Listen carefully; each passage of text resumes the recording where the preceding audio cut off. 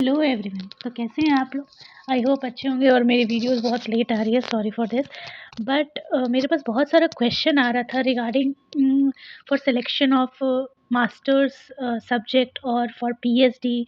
और जिन्होंने ग्रेजुएशन के बाद मास्टर्स चूज़ कर लिया है उनको घबराने की ज़रूरत नहीं है। अगर आपने जॉलजी, बॉटनी या something related with life science लिया है तो यस, थोड़ी सी दिक्कत आएगी आपको, ये कि आपको थोड़ा ज़्यादा मेहनत करना पड़ेगा। बट आप ऐसा नहीं सोचिए कि अगर आपने कुछ गलत ले लिया है या अगर आपने ये ले लिया है सब्जेक्ट तो आप उसको पूरी तरीके से कर पाएँगे या नहीं, ऐसा नहीं है, ठीक है? सो आज के इस वीडियो में हम लोग यही बात करेंगे कि best subject to choose during masters for pursuing PhD in life sciences. So अगर आपका अल्टीमेट गोल ये है कि आपको मास्टर्स करना है, आपको पीएचडी करना है लाइफ साइंस में, आपको अपने नाम के आगे डॉक्टर लगाना है, सो आपको अपने मास्टर्स में कौन-कौन सा सब्जेक्ट चूज़ करना चाहिए या कौन सा सब्जेक्ट ले सकते हैं कि उससे आप मास्टर्स करें और उसके बाद आपको वो पीएचडी करने में कन्वीनिएंट हो, ठीक है? ताकि हम ऐसा ही सब्जेक्ट चूज़ करना प्रेफ़र करेंगे ताकि वो हमारे लाइफ साइंस के सिलेबस में हो या उससे रिलेटेड हो या ऑलमोस्ट हमारे टॉपिक्स कंप्लीट हो पाएँ। दो जिन्होंने ले लिया है उनको टेंशन लेने की ज़रूरत नहीं है, मैं आपको ये बार-बार बोल रही हूँ। बट येस, अगर आपने नहीं लिया है, आपका जस्ट ग्रेजुएशन ख़त्म होने वाला है या ख़त्म हो गया है और आप सोच रहे हैं कि आपको मास्टर्स में कौन-सा सब्जेक्ट लेना है, बट आपका अल्टीमेट गोल क्या है? आपका अल्टीमेट गोल है कि आप पीएचडी इन लाइफ साइंसेज़ करें, ठीक है? तो ये उनके लिए है। सो इंट्रोडक्शन में यही है कि लाइफ साइंस में बहुत सारे डाइवर्सिफ़िकेशन है, हमें बहुत सारी चीज़ों को पढ़ना है। तो जिन्होंने ज़ूलॉजी लिया है, तो उनका बहुत सारा ज़ूलॉजी का चीज़ कवर हो जाएगा। जिन्होंने बॉटनी चूज़ किया है, उनका बॉटनी का चीज़ कवर हो जाएगा, ठीक है? तो लाइफ साइंस बहुत ही ब्रॉड फील्ड है, बट हमें किस स्पेसिफ़िक सब्जेक्ट को ले लिया है और उसकी वजह से अगर आप टेंशन में हैं कि मेरा ये कैसे होगा या उसमें आता है या नहीं, या फॉरेंसिक साइंस लिया है किन्होंने, किसी-किसी ने मास्टर्स इन फोरेंसिक साइंस कोई कर रहे हैं तो क्या वो पीएचडी कर सकते हैं? नहीं, बिल्कुल कर सकते हैं। लाइफ साइंस के अंडर में ही ये सारे सब्जेक्ट्स आते हैं, ठीक है? सो अगर अभी तक आपने नहीं चूज़ किया और अगर आप चाहते हैं तो आप ये कर सकते हैं। गोल यही है कि स्पेशलाइज़ेशन करें ताकि हमें फ्यूचर जो भी हम रिसर्च करें उसमें हमें हेल्पफुल हो, ठीक है? तो हमने क्या-क्या बातों का ध्यान देना है? पहला तो ये देखना है कि आपका पैशन और पर्सनल इंटरेस्ट किस चीज़ में है। देखिए, अगर आपको पीएचडी इन लाइफ साइंस नहीं करना, आप बिल्कुल मत करिए। आपको पीएचडी इन मैथमेटिक्स कर सकते हैं, पीएचडी इन फिज़िक्स कर सकते हैं, बहुत सारे अदर ब्रांचेज़ हैं, सॉरी, आपको एनवायरमेंटल से पीएचडी कर सकते हैं, ऐसे केमिकल पीएचडी कर सकते हैं, केमिकल ब्रांच से भी पीएचडी होती है। सो बहुत सारे ऐसे एग्ज़ाम्स हैं, जिससे आप पीएचडी अंडरगो कर सकते हैं, ऐसा नहीं होता कि आपको सिर्फ़ लाइफ साइंस लेना है, ठीक है? तो मैंने इस पे ज़्यादा फ़ोकस किया है क्योंकि मेरा इंटरेस्ट लाइफ साइंस को लेकर रहता है और मैं उसी से बैकग्राउंड से जुड़ी हूँ, सो इसीलिए। सो सबसे पहला सबसे ज़्यादा ज़रूरी चीज़ है कि आपका पर्सनल इंटरेस्ट और पैशन किस चीज़ में है, ठीक है? पहले आप उसको बैठिए, उसको सोचिए उसके बारे में। फिर रिसर्च ट्रेंड और फंडिंग अपॉर्च्युनिटी किस में ज़्यादा है, ठीक है? सो अभी आपको देखने को मिलता होगा कि आपका रिसर्च ट्रेंड और फंडिंग सबसे ज़्यादा किस में आता है, ठीक है? मेडिकल लाइन में हमेशा ही फंडिंग्स अच्छे आते हैं, बहुत सारे प्रोजेक्ट्स आते हैं जो अच्छे तरीके से चल रहे हैं। Career goal, academics, industries, government, आप वो सब चीज़ मान लीजिए अगर आपको सिर्फ़ बायोटेक लेना है, ठीक है? अगर आपको अपना मास्टर्स का सब्जेक्ट आपने बायोटेक चूज़ किया, सो आप बायोटेक पे रिसर्च करिए। आप देखिए कि आप इसको करेंगे, तो इससे क्या-क्या होगा। दो मैंने मास्टर्स इन बायोटेक कर रखा है, इंडिया में उससे रिलेटेड जॉब थोड़ा मुश्किल रहता है, बट फ़ॉरेन वाले इसको बहुत अच्छे से अडैप्ट कर सकते हैं। हम लोग हमेशा बाहर नहीं जा पाते इंडिया से बाहर, फ़ॉरेन कंट्रीज़ में। इंडिया में थोड़ा इसका स्कोप कम है क्यों नहीं, पर कम है और बहुत ही लो पे से शुरू होता है, तो लोग generally preferably life science in PhD की तरफ ही भागते हैं, ठीक है? सो मेरा मानना यही है कि लेकिन एक चीज़, एक प्रॉफ़िट ये है बायोटेक को लेने से कि बायोटेक अगर आप लेते हैं तो उसमें सब चीज़ कवर हो जाता है जो कि लाइफ़ साइंसेज़ के सिलेबस से रिलेटेड है। सो आप उसको ले सकते हैं, ठीक है? अवेलेबिलिटी और एक्सपोर्ट मेंटर्स किसमें हैं और अपॉर्च्युनिटीज़ किसमें हैं। ऑब्वियसली हम लोग हर हर इंसान इसी के लिए हर कुछ करता है ताकि अपॉर्च्युनिटीज़ मिले, हम आगे अपने करियर में ग्रोथ कर सकें, right? So core of life science subject कौन-कौन सा है? Biotechnology, microbiology, biochemistry, molecular biology, genetics, cell bio, bioinformatics, neuroscience and immunology. Right. So basically हम लोगों को लाइफ साइंस में इन इन सब्जेक्ट पे ज़्यादा फोकस करना है। सो अगर हम चाहें तो इनमें से कोई भी सब्जेक्ट लेकर अपना मास्टर्स कर सकते हैं, ठीक है। आप अगर उससे मास्टर्स कर लेते हैं तो आपको बेटर होगा, आपको सब्जेक्ट अंडरस्टैंडिंग में, आपको प्रिपरेशन में, आप बाद में ये रियलाइज़ करेंगे कि ऑलमोस्ट चीज़ें कंप्लीट है आपके सिलेबस की, अगर आपने मास्टर्स बहुत अच्छे से पढ़ा तो, ठीक है। नाउ इमर्जिंग एंड इंडिसिप्लिनरी फील्ड कौन-कौन सा है? System biology, synthetic biology, computational biology बहुत अच्छा ग्रो कर रहा है। इसमें आपको लेकिन थोड़ा टेक्निकल नॉलेज होना चाहिए, जैसे पाइथन एंड ये सब आपको आना चाहिए। बहुत सारे टूल्स हैं जो आना चाहिए। अगर आपको सीखना हो तो आप यूडेमी और ये सब पे अपना कोर्सेज़ या क्लासेस ले सकते हैं। ज़्यादा महँगे नहीं आते हैं, लगभग कम में भी आ जाता है। कुछ 6 महीने का कोर्स होता है, कुछ 3 महीने का होता है।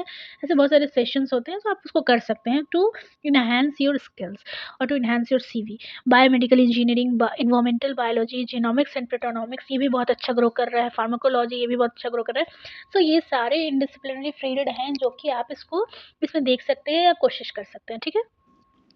सब्जेक्ट कौन-कौन से पीएचडी के साथ अलाइन करते हैं सबसे ज़्यादा, वो है बायोटेक्नोलॉजी या डेवलपमेंट। अगर आपने मास्टर्स में बायोटेक्नोलॉजी या डेवलपमेंट लिया है, तो आपको आगे जो है पोटेंशियल एरिया में जेनेटिक इंजीनियरिंग या ड्रग डिस्कवरी ये सब में आपको पीएचडी करने का मौका मिल सकता है, ठीक है? अगर आपने सीएसआईआर नेट निकाल लिया तो, ठीक है?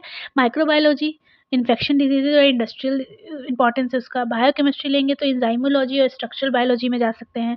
बायो इन्फॉर्मेटिक्स से पढ़ेंगे तो जीनोमिक्स या डाटा ड्रिवन बायोलॉजी में जा सकते हैं, या न्यूरो साइंस लेंगे तो ब्रेन डिसऑर्डर या न्यूरल वर्क कर सकते हैं। दो, बायो इन्फॉर्मेटिक्स बहुत अच्छा ग्रो कर रहा है, बट उसमें आपको टेक्निकल नॉलेज होना चाहिए। बेसिक आपको पाइथन, जावा ये सब कुछ भी टूल्स है जो आना चाहिए आपको, क्योंकि जनरली पीएचडी के एरिया में ये सब मांगता है आपको कंप्यूटर नॉलेज, ठीक है। बायोटेक्नोलॉजी अगर आप लेते हैं तो आपको जेनेटिक इंजीनियरिंग या ड्रग इंजीनियरिंग में ज़रूर पीएचडी करने का मौका मिल सकता है। Tips for choosing the right subject is explore current research in general, right. आप अभी देखिए कि सबसे ज़्यादा रिसर्च किस फील्ड में हो रहा है, ठीक है। आप कॉन्फ्रेंस, सेमिनार्स आप ये भी अटेंड कर सकते हैं, ठीक है। अगर आप नहीं कर पाते, इससे घबराने की ज़रूरत नहीं है, हमने भी नहीं किया था लेने से पहले, बट ओके, आप करना चाहें तो कर सकते हैं। बहुत सारे ऐसे सेमिनार और कॉन्फ्रेंस होते हैं। आप लिंक्डइन पे जाइए, वहाँ पे देखिए, लिंक्डइन पे एक प्रोफाइल क्रिएट कीजिए अपना, और वहाँ पे इस सब से रिलेटेड जो भी हो, बायोलॉजी से रिलेटेड, बायोटेक्नोलॉजी, बायोइन्फॉर्मेटिक्स से रिलेटेड, आप उसको, उस पेज को सब्सक्राइब कीजिए। और या फिर आप उससे रिलेटेड लोगों से बातें कीजिए। बहुत सारे लोग आपको अच्छा रिप्लाई देंगे, अच्छा सजेशन देंगे, तो आप बिल्कुल जाके चेकआउट कर सकते हैं। मेंटरशिप लीजिए, किसी प्रोफ़ेसर से बात करिए, अपने ग्रेजुएशन के प्रोफ़ेसर से बात करिए। आप सोचिए कि आपका पैशन किस में है। देखिए, हड़बड़ा के हर कुछ करने से कोई मतलब नहीं बनता। बेसिक मोटो यही है कि आपका पैशन किस में है, ठीक है? आपको ये भी चीज़ का ध्यान देना होगा कि आपके मास्टर्स का इंटर्नशिप बहुत अच्छा हो, ठीक है? मास्टर का इंटर्नशिप बहुत कुछ डिसाइड भी कराता है। सो आप कोई भी सब्जेक्ट लीजिए, उसमें इंटर्नशिप के बारे में पता करिए, कहाँ कर सकते हैं, कौन-सा अच्छा होता है। थोड़ा-सा मेहनत तो करना ही पड़ता है। थिंक लॉन्ग टर्म, क्योंकि थोड़ा दूर तक सोचना पड़ेगा, क्योंकि थोड़ा दूर तक मेहनत करना है। तो स्ट्रगल बहुत ज़्यादा है। मैं समझती हूँ बहुत सारे सिचुएशंस ऐसे होते हैं जो हम कर सकते हैं, बहुत सारे हमारे फ़ेवरेबल नहीं होते हैं, जो हम नहीं कर पाते हैं, but it's okay. PhD takes time and choose what excites you, ठीक है? पीएचडी बहुत समय लेता है, थोड़ा इसमें आपको पेशेंस का ज़रूरत है, थोड़ा रिसर्च वर्क करने की ज़रूरत है। सबसे पहले तो ये कि आप खुद क्या करना चाहते हैं, आपका पैशन किस में है, ठीक है?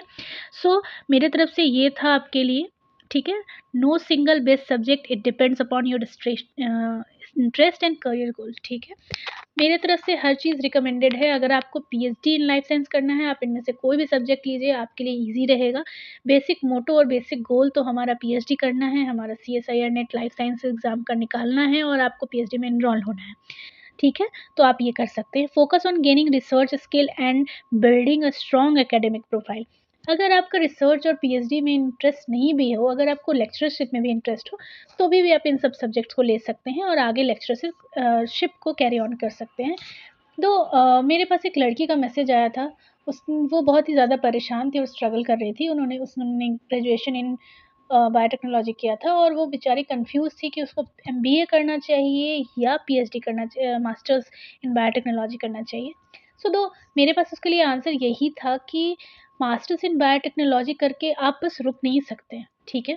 अगर आपको कॉर्पोरेट में जाने का इच्छा हो और आपको 9 टू 6 का जॉब करना हो, लेंदी वर्क करना हो, बहुत स्ट्रगल करना हो और कॉर्पोरेट झेल सकते हो, तो बिल्कुल, बिल्कुल आप उधर एमबीए कर सकते हैं। बट लेकिन अगर आप एकेडमिक्स में जाना चाहती हैं, आपका रिसर्च में इंटरेस्ट हो, या आप कुछ अपने आप को एक्सप्लोर करना चाहती हो, थोड़ा ईज़ी वर्क रखना चाहती हो, क्योंकि दो लड़कियों के साथ बहुत सारा कंडीशन होता है। मेरे ख़्याल से lectureship and PhD is a good option. उनके पास नाम भी होता है, फ़ेम भी होता है और पोजीशन भी होता है, और वो अच्छा अर्न भी कर सकती हैं, ठीक है? तो मैंने उसे यही सजेस्ट किया कि मेरे ख़्याल से एकेडमिक्स बहुत अच्छा रहता है हमारे लिए। अगर आप मास्टर्स इन बायोटेक्नोलॉजी करके एक सिर्फ़ नेट का एग्ज़ाम निकाल लेते हो और आप सिर्फ़ लेक्चरशिप के इन्वॉल्व हो जाते हो, तो भी हम अपनी लाइफ़ में उतना सस्टेनेबिलिटी ग्रो भी कर सकते हैं और अच्छे से अपने आप में रह भी सकते हैं, हर कुछ मैनेज भी कर सकते हैं। बिल्कुल प्रैक्टिकल बात है और बिल्कुल ही प्रैक्टिकली ही सोचना चाहिए। सो मैं लड़का-लड़की पे कमेंट नहीं कर रही हूँ, बट येस, ये सब थोड़ी-थोड़ी प्रॉब्लम हैं और एक लोगों का क्वेश्चन था, सो मैं इसलिए आपको ये बता रही थी। और बाकी आप अपने से एक्सप्लोर कीजिए। फ़र्दर आपके पास कोई क्वेश्चन हो तो प्लीज़ आप मुझसे पूछिए, क्योंकि मैं इसी के लिए बैठी हूँ, शायद मैं आपकी हेल्प कर पाऊँ कुछ भी। सो मेरे ख़्याल से आपका ये कोर सब्जेक्ट होना चाहिए अगर आपको लाइफ़ साइंसेज़ में बायोटेक्नोलॉजी करना है। बट येस, अगर आपने ज़ूलॉजी या बॉटनी या कोई भी अदर सब्जेक्ट लिया है, आपको चिंता करने की ज़रूरत नहीं है। थोड़ा एक्स्ट्रा एफ़र्ट लगेगा, बट येस, आप भी ट्रैक पे हैं और आप भी अच्छे से कर सकते हैं। तो नॉट टू वरी, सब कुछ कर सकते हैं। आप अपने ब्रेन सेल्स को बोलिए कि भाई मैं तो सब कुछ कर सकता हूँ, आप बस देखते जाओ, ठीक है? So all the best. कोई भी क्वेश्चन होगा प्लीज़ मेरे इस कमेंट बॉक्स में कमेंट कीजिएगा। Do like subscribe my channel, और ऐसा कोई भी दिक्कत हो आप प्लीज़ मुझे बताइए, मुझे बहुत अच्छा लगता है क्वेश्चंस का आंसर करना। मैं वाइंड अप तो कर रही हूँ चीज़ों को, और मैं कोशिश कर रही हूँ कि मैं लाइफ साइंसेज़ से रिलेटेड जो भी मेरे पास सब्जेक्ट नॉलेज है वो मैं आपके लिए ले आऊँ, ठीक है? मेरी कोशिश जारी है। It will take time, I know, थोड़ा लेट और थोड़ा डिले हो रहा है, आपके एग्ज़ाम्स आ रहे हैं, बट कोई बात नहीं है, हम करेंगे, ज़रूर करेंगे। और B patience, all the best. कोई भी क्वेश्चन होगा do message me. Thank you.